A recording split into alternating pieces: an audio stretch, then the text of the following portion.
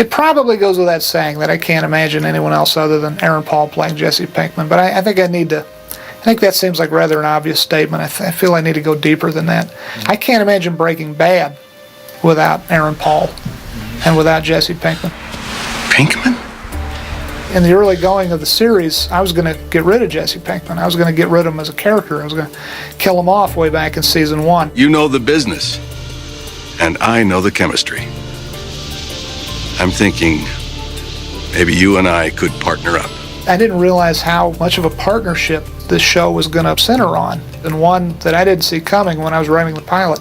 In our business, we exchange intimacy for 6 years of many hours a day, and it brings you close.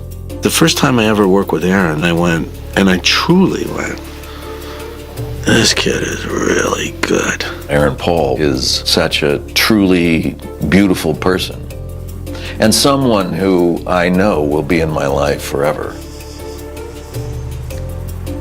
The character that I'm playing, it's always just beneath the surface. Jesse has just been put through so much, and in season 5, Jesse is an emotional wreck, searching for answers, and he's not finding them. I keep thinking somebody's gonna find this thing on the street or something. Don't know that. Somewhere where I dropped this, some innocent person, some kid, maybe even, come on. and they're gonna pick it up and it's gonna. Walt does a really terrible manipulation on Jesse. He convinces Jesse that it was he himself, Jesse, who lost this ricin-laced cigarette. And Jesse's incompetence and general stupidity led to the loss of this cigarette and led to Jesse almost killing his partner. Jesse is just constantly struggling to keep it together, and so once he finds out that yet again he messed up, he loses it. I almost shot you. Hey, now. No, I almost killed you all because... Listen. It was just a misunderstanding. No.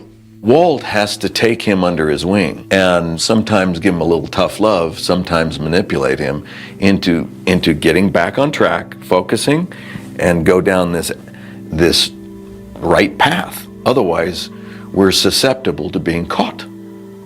So the manipulation that Walter White does for Jesse Pinkman is for his own damn good. And I wouldn't change a thing. You and I working together, having each other's back, it's what saved our lives. I want you to think about that as we go forward.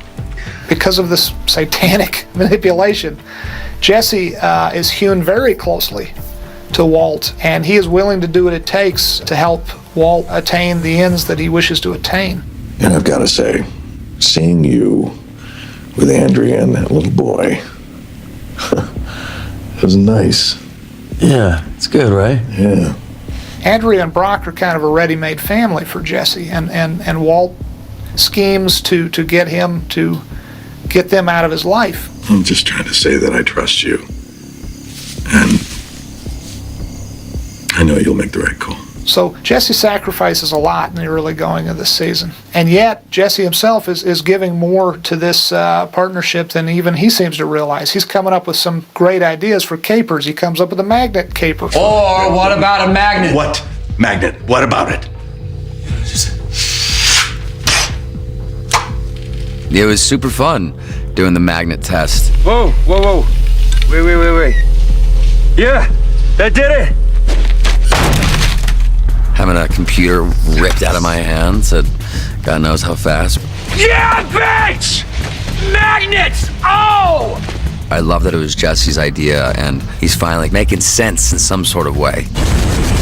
He comes up with the idea of ripping off the train. That's his idea to replace the stolen 1,000 gallons of methylamine with water. Yeah, bitch! Oh! We were maybe celebrating for a half a moment, and then all of a sudden, a boy shows up out of nowhere, and Todd pulls out a gun. No!